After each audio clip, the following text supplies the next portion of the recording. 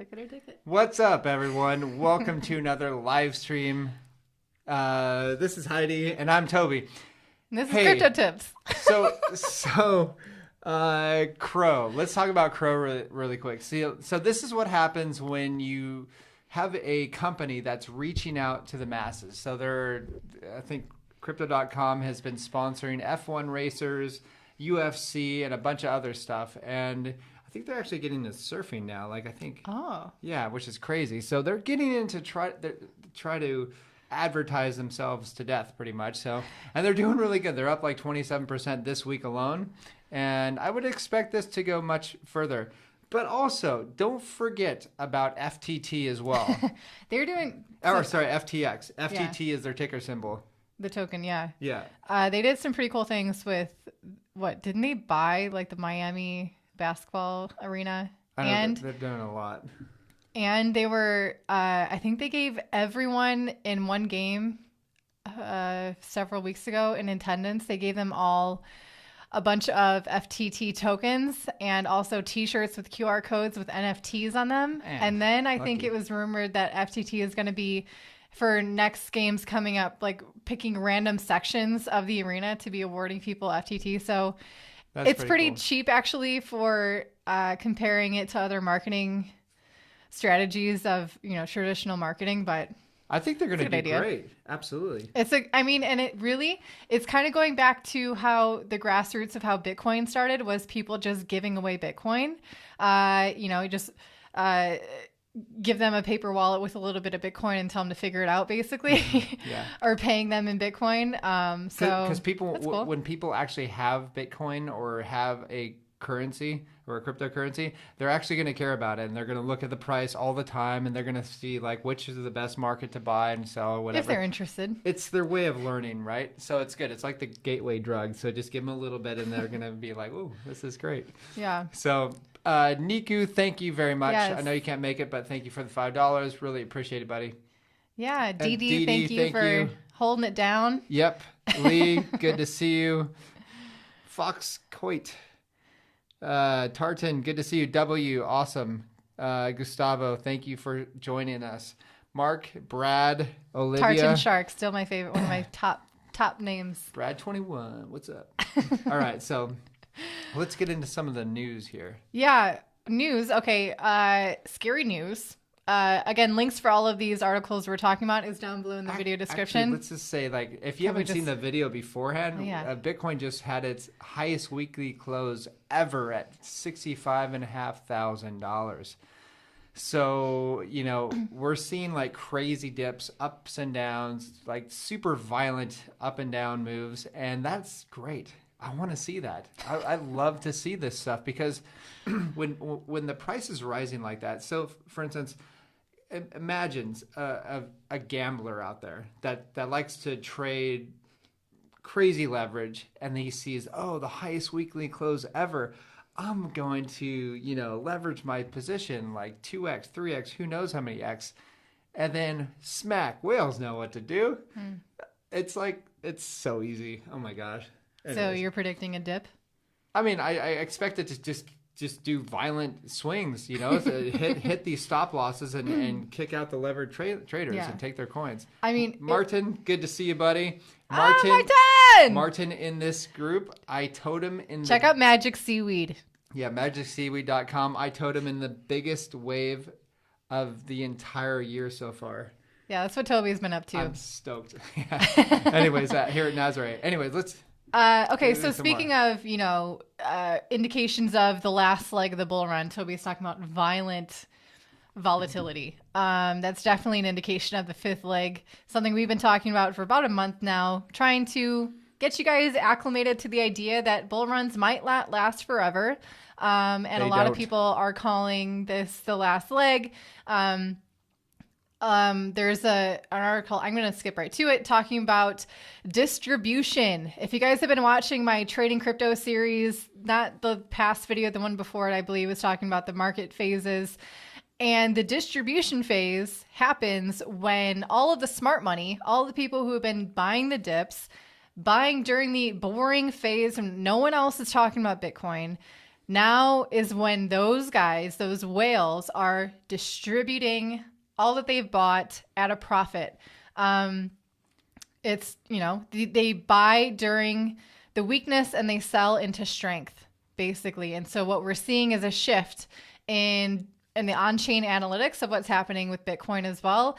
People are starting to move some more to the exchanges and selling, while there's still these retail investors, these desperate investors who are attracted to high prices, are buying it up. So fair enough. Taking profits. Okay, fair enough, because a lot of these funds that have got in earlier, they need to sell because first off they want to show their quarterly earnings, and that's what they do. So they go ahead and sell, and they go, hey, look at the profit we made. Wow, we bought Bitcoin at 15,000, 25,000, 30,000, and now we've doubled it.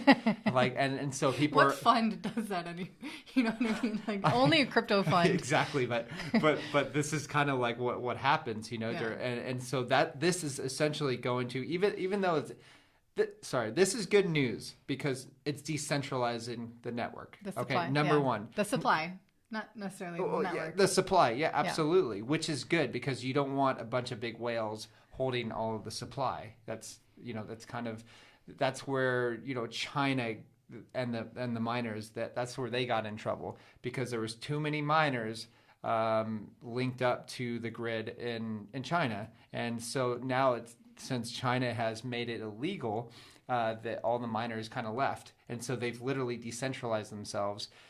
And I don't think China expected that. So they're kind of like, oh, crap, we lost out on a lot of tax revenue or whatever. So yeah, that's true. And I just finished an interview. I'm going to make it into probably 2 to 3 different videos with a tax pro, breaking down how to save on taxes, what to expect, how to report them if you want to, if you're reporting them. You want to. Shouldn't say that. I can't edit this out. It's live. Sorry. It's a really good taxes. Video for those of you who are U.S. citizens and you want to abide by the tax laws. Watch those series. But he spoke about how December is a really decisive period for people to either start tax planning for the next year or to start harvesting losses so that they can counteract any profits they've made so far. All of that stuff is really helpful information that's going to be coming out really soon. So keep an eye out for those. Imad from Australia, thank you so much for waking up at 4:00 in the morning. That is some serious commitment and we really appreciate it. Kevin, thank you so much for the super tip. Awesome. You guys are great. Yeah. So anyway, getting back to the bull market, right? And within this article, they reference Plan B and how basically he's been pretty accurate calling the monthly closes of Bitcoin for the past 3 months. And he's saying, $95,000 by the end of the month. December 1st, $98,000. Oh, $98,000. And $135,000 by January 1st are still in play. Like that's an option. Maybe not. Maybe not. That is aggressive. It'll be close. I mean, optimistic. But if this is the 5th leg of the bull run, volatility happens, and that can be volatility towards the upward. So now and also, if it doesn't reach that, it doesn't matter because the longer that Bitcoin can form a base in the $60,000 range, the stronger further that bull market could actually go. Yeah, this is how things work. Okay, so if it goes just ballistic right now, it just has a blow off top. Yay. That's it. Okay. Yeah. You make a lot of money, but I mean, it's kind of like I'd rather trade $130,000 and have a longer bull run happen, because the longer the bull run's going to happen, the longer it stays in the 60,000, then it moves up to the 70,000, gets boring. Everybody's like angry that it's not moving to the moon or whatever. That's like really good. That's really good for the network. Not only that, but it's also good for the prices, because if you can form a base and it's boring, people are accumulating and they're building resistance levels, so like for instance, it could go much higher than $135,000. If we have a boring entire year, Oh, bring it on. I mean, yeah, it could go much higher, because what if that means that is the floor of the next bear market is 65,000? That means that if it still stands with the previous patterns of Bitcoin losing 80 to 90%, and that 80 to 90% sends you back to 60, where did it go? Exactly. Pretty dang high. Yeah. So anyway, you guys, I know it's so fun to talk about hopium and the moon and everything, but please stick to your investment plans. If you don't have an investment plan, please make one. If you don't know, if you don't have one, consider joining our CT club. Yes. We kind of help. We did a class just for you on that topic. Yes, yeah, and then you can see our portfolio and all that other stuff. But yeah. What I've been doing is I've been doing trade alerts going, and it shows how I am dollar cost averaging, especially into Ethereum. Like this morning, I got into Ethereum this morning, and at like 4,535 or something like that. So yeah, and I said, hey, I'm going to be doing more trades. Every $50, I'm going to be buying more Ethereum as well. So I'm incredibly bullish on that. I mean, how can you not be bullish on Ethereum with all the burning that's going on, with all of the hype that is going around with, giant money out there, and they're piling into Ethereum right now. So it'd be kind of crazy not to be bullish on Ethereum. And there actually is big names in the crypto space that have been making fun of Ethereum for a very long time. I'm not going to name names, but there's one giant guy out there that I really respect too, but he's like, oh, Ethereum's going to go to $10. $10. Really? Come on, man. Like, no. Bitcoin's not going to, or Ethereum's not going ever going to $10. You've missed the boat on that one. So, yeah. There's a question here for you, Toby. Okay. Eric the Red is asking if I'm available. For a phone call, maybe for like trading advice. Sure, you can try. Toby is my lovely husband. Okay. Okay. But speaking of, bullishness for Ethereum, what has been the trend very consistently throughout this, Dragon Ball Crypto? Dragon Ball. Not getting these alerts on Check Patreon. You should be getting an email every time. Yeah. We'll get back to you on that. Yep. Message me on Patreon if you can. Yeah. But speaking of the bullishness on Ethereum, I recently did a video on DeFi versus DeFi where I dropped some facts on the fact that basically roughly half of all total locked value on every DeFi platform is happening on Ethereum. $111 billion is locked up on Ethereum. That's so much. Not to mention that it is a lot. Yeah. And most, like 19 billion is in like MakerDAO. I think is a top one. Compound is another big one. Aave, of course. Anyway, this other pattern is that these DeFi platforms and their coins representative of them have been the buoys during these other kind of dippy moments with Bitcoin and other cryptocurrencies, like we saw last week. MakerDAO is actually doing very well, and other lending platforms as well. Also, speaking of lending platforms, if you guys didn't know, you can borrow against your crypto and it's not a taxable event. Check that out. Say that again. Yes, I've confirmed. Okay. Confirmed. Yeah, that's pretty cool. Yeah, that's what the rich people do. That's how they keep getting rich, right? They don't report an income because they're not making an income. They're just borrowing. They're leveraging their assets and borrowing against it to get the liquidity. And that's how that works. So M. Mattel says, could we expect low fees on ETH 2.0? Oh, I would hope so. I think that's Let's huge. See.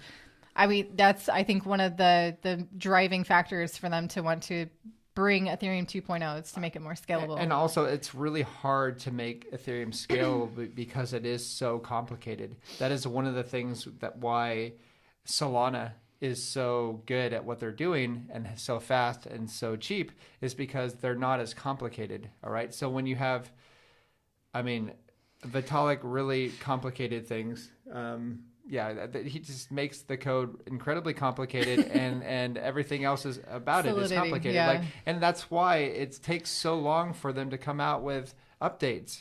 But there's pros and cons to everything, right? I got that.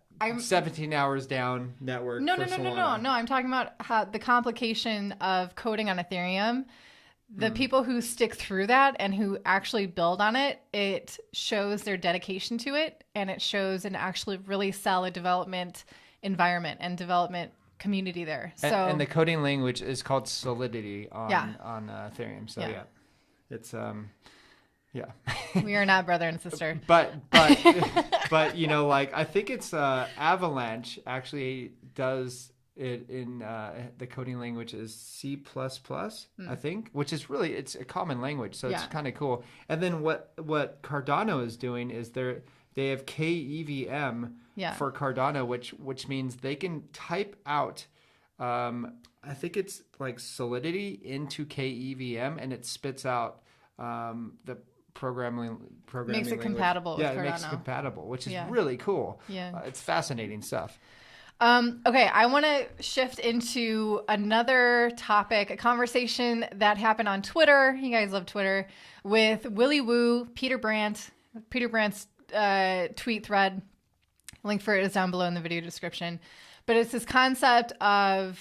Well, it was you talking to Willy. Yeah. Pretty much. And it's this concept of how Bitcoin spot ETFs could possibly open the door for a new fiat system based on Bitcoin, much like how the gold standard occurred. Maybe it's interesting thought process. And I actually invited Willy Woo to be here on my channel, but he didn't really respond to that. So I'm going to have a conversation now, and we can bounce ideas off with you guys in the live chat. It's probably pretty busy. It's over here. Yeah, probably. Okay.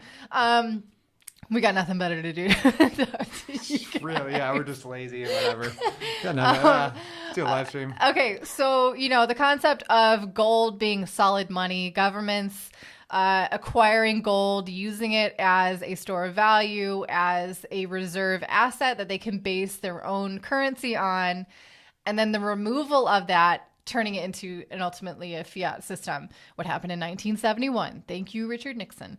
Not thank you. But so now I guess the idea here is that Bitcoin ETFs kind of open the door for that system to come into place if governments were to acquire all of the Bitcoin that, let's say, these ETF companies are using for their exchange traded fund.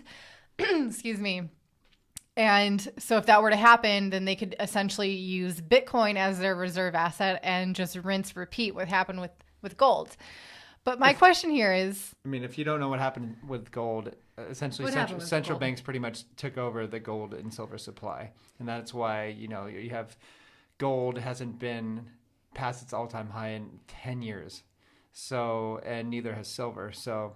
And there's a reason for that. You have the London Gold Fix. It's literally a fix. They determine the price every single day by a click of a button. You have the CME and the LBMA, a bunch of alphabet agencies that essentially control the price of gold and silver. And then you have JP Morgan, Goldman Sachs, which have their trading desks that actually manipulate the price of gold and silver. And if you don't believe me, go ahead and type in JP Morgan silver and manipulation, and then it's just, there's so many articles. Lots of articles for you to get caught up on. Jump down the rabbit hole on that one. But yeah, so I disagree that would ever happen with Bitcoin, because you can actually check how many Bitcoin are out there. You can validate. Okay, this is a good address. This is not a good address. It's like takes 2 seconds. That's been the whole thing, right? The Federal Reserve has never been audited. Independently audited. Independently audited. Yeah. Who knows how much gold they actually have? Probably not. It doesn't really matter anyway, because they're going to print whatever they want anyway. Exactly. But there's nothing back in it. More likely, though, why the heck would they take all the trouble and spend? I mean, they can print as much money as they want, so it's not really spending money. Why would they bother trying to acquire pass the legislation that would cause them to be able to acquire all this Bitcoin to use it as their new reserve, when they can just issue a CBDC, which they can make everyone have to accept, just deeming it as their legal tender, just like the USD. And they can control it completely. They can have complete autonomy over the currency. You will not, but they will. They can control where you spend it, why you spend it, if you can spend it, when you can spend it. And where you're getting your currency from. So why would they go for the Bitcoin option when that is actually much more, a lot of attention is being paid to central bank digital currencies. Sure. And actually, we talked, I had an interview with Mark Moss. If you guys haven't watched that, if you just search on YouTube, crypto tips and the Great Reset, surviving the Great Reset, I think is the title of it. Speaking about the Great Reset, Plan B says, how do you think the Great Reset fits in the crypto revolution? Well, I don't think there's a crypto. Is this the real Plan B? Well, it's not a crypto revolution. Revolution's like a revolver. So if you shoot a revolver, it starts back where it ends where it starts. You know what I mean? So we're not ever going to end where it starts. So this isn't a revolution. What it is an evolution of finance. So evolution actually leaves the old behind and moves forward, never to look back. And what I see here is, you have that guy, that crazy guy with the Klaus. That guy, Mr. Schwab. Yeah, Mr. Schwab. He's like, yeah, you're going to own nothing and be happy and rent everything. So that's pretty much what the World Economic Forum says. And so the one thing that you can own that governments cannot actually take from you is Bitcoin and your private keys. Yeah. Unless you're tortured into it, you're probably not going to give it away. So that is more secure, in my opinion, by far than real estate or anything else, really, because people are like, well, what happens if the internet is down? I'm like, well, you got bigger problems if the internet is down, if they shut down the internet. So yeah, anyways, I can go on and on about that one. But this whole concept of how does crypto, or I think more importantly, blockchain technology play into the Great Reset depends whose hands it's in. Mm-hmm. And depends if you know how to interact in a decentralized, autonomous manner. Do you have a wallet that you own and control? Do you know how to use a decentralized exchange? Do you know how to interact with smart contracts? These are all pretty easily attainable things to learn, especially in this day and age of the internet, crypto being around for well over a decade. When we first started crypto, there was maybe 10 YouTubers talking about it, maybe. There's a lot more information, and not to mention the fact that the user interface, the user friendliness of these platforms are light years ahead of where it was before. I mean, I kind of miss those days because we could actually know everything that's ever happened in the crypto space pretty quick. At any other given day. I remember back in 2015, I'm like, oh, cool. I can buy all the staking coins that exist right now. This is sweet. All 5 of them. Yeah. 10 or 12 or whatever. But yeah, that was fun. So basically, blockchain can be used to lock you in the form of central bank digital currencies, or it can be used to set you free, like with autonomous, peer-to-peer, permissionless cryptocurrencies. And that's what you should be seeking out. This one says, do you think CRO will recover soon? It's recovered, right? It's done pretty good. It probably blew off a little fast, but that's what to expect, But right now, we're up how much per? It's only 9% off of its all-time high. Yeah, so we're doing fine. Yeah. We are in 1 year. It's up 582%. So where else are you gonna do that? Its previous all-time high was today, 9 hours ago. Exactly. Yeah. So just relax on that. The more that the world comes in on this, and the more they are able to advertise to the masses, which is like F1 racing, UFC, boxing, whatever they're doing. I think that there's not only going to be more people being onboarded with crypto, but also there's going to be fierce competition. So people are realizing, wow, these venues, advertising in these venues really helps. So FTX is going to be sees this. These people are they have a lot of foresight, and they understand what gets people involved with crypto. And especially the guy that is watching a UFC fight, they're like, what is this crypto.com thing? Oh yeah, cryptocurrency. Oh, that's where, because people always hear about crypto. They're like, well, how do I even get to it? But when they constantly see crypto.com or FTX, they're going to go to that website. It's a pretty good URL. Oh, it's amazing. Yeah. It's not as good as learning crypto. I was going to say. Jeez. Okay, so what should I... Well, sorry. Sorry, Lynn is asking, can you store Luna UST on Ledger? Yes, you can. I've done a tutorial on how to store Luna, and I'm guessing it's the same situation as Ethereum and the Ethereum-based tokens. Luna and UST is a Luna-based stablecoin. So send a small amount first, check your Luna wallet, see if it's in there before you send anything else. Okay, Allah says, do you own any digital land? Yes, I do. I've mentioned it before. Toby's a little bit of a digital land tycoon. I really enjoy it because you get to get creative, and you're like, oh, I wonder if this is already bought up. So the one that I started with was OVR.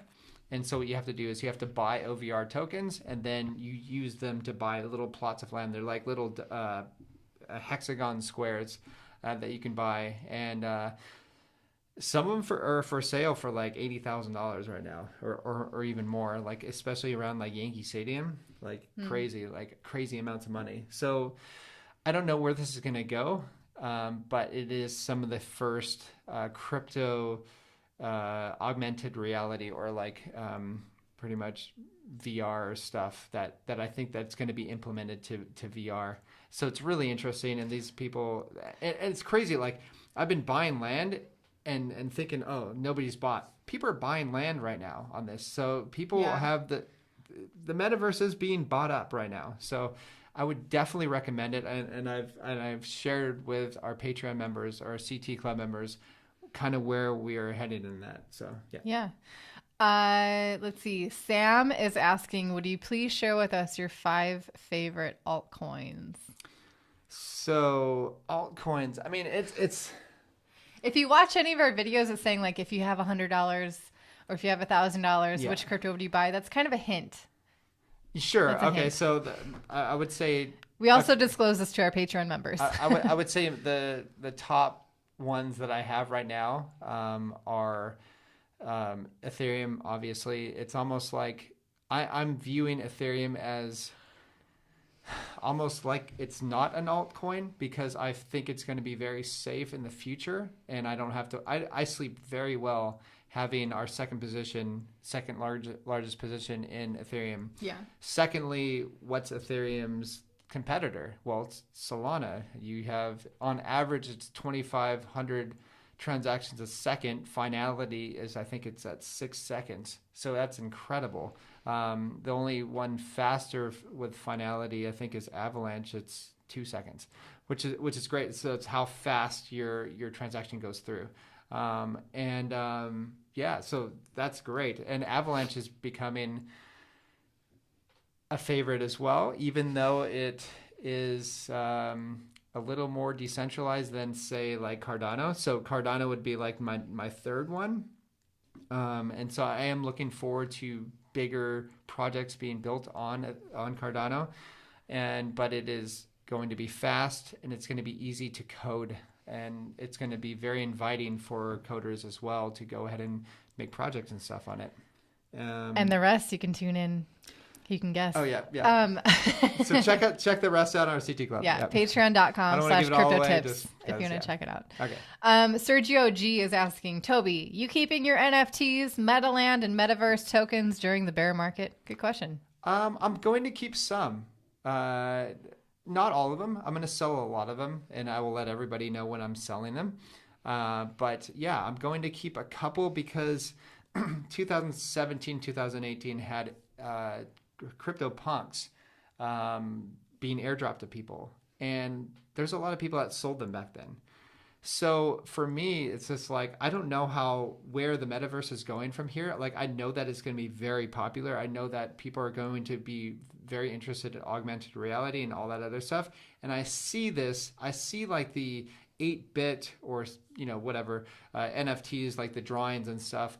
I see that as being like a first series, and like, say for instance, like a baseball card stack or whatever. So those first series can become very valuable, like incredibly valuable, and you can't fake it, like this is incredible. So this is like, there's a lot of people that fake their baseball cards or whatever. It's probably not that hard to do. But you can't fake it with NFTs. So I see Encryption is a thing. Exactly. And I think that's where like a lot of people are going to hedge have a hedge against inflation, especially with NFTs, because guys, we are going to be heading into a crazy amount of inflation, like that you can't even believe. I've been studying economics for about 15 years now, and I understand governments. I've studied governments. I study what they do and how they inflate their currencies and what's going to happen in the future. I think it's very important to have something that's immutable, and especially transferable, because you can transfer that to anybody in the world at any time, anywhere, and you don't have to have permission from anybody, which is phenomenal. So yeah, so that's kind of where I see it headed, and buckle up with inflation. We had a good question here from let's see. I know, Matt Durmat. This is a good question. Okay. Maybe it's the last one for today. We're going to try to keep it to 30 minutes. Yeah. We're already at 30 minutes. Impact of Ethereum 2.0. Will that hit and force another bull run? Will a development of a cryptocurrency, even if it's a number 2 cryptocurrency, is that enough to change a market cycle that is already in motion? No, I don't think so. I would love it, but I don't think so. But as far as like a bear market, like, okay, so a typical bear market that people are used to, it's 4 years, or 4-year cycle. Sorry, 2 years. 2 years usually for bear market. So with a decreased supply of ETH, I mean, but would that be enough to inspire an entire? Here's this. Is Ethereum 2.0 means that they're going to stop burning coins, right? That's only until Ethereum 2.0. The trigger for every bull run has historically been the Bitcoin halving event, and that supply shock basically, and what has to do with the miners initially, I think it plays less and less of effect, but that has been the marker for the next bull run. Usually 6 months after that, it starts kicking off, and that's exactly what happened this time. But I don't think so. You can go back to history and see what's happened with Bitcoin for March or April. So we had a almost a 60% decline in Bitcoin during a bear market, during a bull market. And we are going to experience a 4-year cycle regardless, because that is just human psychology. But what's going to happen is we will experience a 50% or 80% pullback, whether it's a big spike down, just decimating the market by a big fat finger whale, or, you have a black swan event like back in, 2020, in March. So that brought it down to $3,500, and that caught everybody by surprise. That liquidated so many people. And that can happen. But I think what's going to happen now is that these spikes down are going to be very hard to keep down, because, the more that people understand crypto, the more inflation is running its course. I see that bear markets aren't going to be as harsh over the long run. Especially for Bitcoin and Ethereum. So I say this because people are going to want a hard asset. So it's going to be, by that time, by the next bear market, there's going to be more and more billionaires involved in this that are holding for the long run. So yes, we will have a bear market. We will have giant implosions of price, but those are going to be like an instant buying opportunities for people. And I would definitely especially if you took profits and you have dry powder ready for that situation. If you have dry powder, if you're prepared for a bear market, it's a delight to interact with cryptocurrency markets that way. It's great. So, but we are actually going to tell everybody when we start selling off. Whereas we are actually going to dollar cost average on the way up. Out of crypto, and so we'll let all of our CT Club members know that. So don't you know? Yeah. Thank you, everyone, for tuning into this amazing live stream. It's our favorite day of the week. Last Toby has one more I question. know. Last one. It's a really good one. Too fast for you customs. Okay, so he asked, do you see this bull market going till March or and April 2022? I think if we can literally just chill out here, kind of go back down, revisit lower prices a little bit, and then kind of stabilize here, and people can continue on building a base here. Yeah, for sure. And I think like if we don't go all the way up like crazy, the longer term, we could go way higher. Let me fix that. We will go way higher if the market is chill. If we just run up really quick and blow off top, it just like, all right, that's it. But I think the more of a base we have and more people are like slowly entering right now and building that support, then we should be golden. But who knows if that's going to happen, if Plan B's 98,000 is by the end of the month is going to happen. If that happens, then we're taking profits a lot sooner. Yeah. Anyways. Thanks, everyone. Guys, thank you so much for subscribing and liking this if you don't mind. And we really look forward to this. And also, if you guys like my 1 to 2 minute videos that I do for market updates, when I see it, it gets me excited. Like the space really gets me excited. And so when I see something like today where Paradigm is investing $2.5 billion in a crypto venture fund, like that gets me amped, and I've seen it and Andreessen Horowitz had a $2.2 billion fund back in the summer. Yeah, the summer. So it's just showing that people like billions and billions and billions are entering this space, and soon you're going to hear trillions of dollars getting into this space. And that's when inflation has hit. Well, inflation's definitely hitting. But anyways, that's all we have. You have a wonderful day, and thank you again. Thanks, Bye-bye. everyone. Bye, guys. Oh, stay disobedient. Yeah, stay disobedient, guys.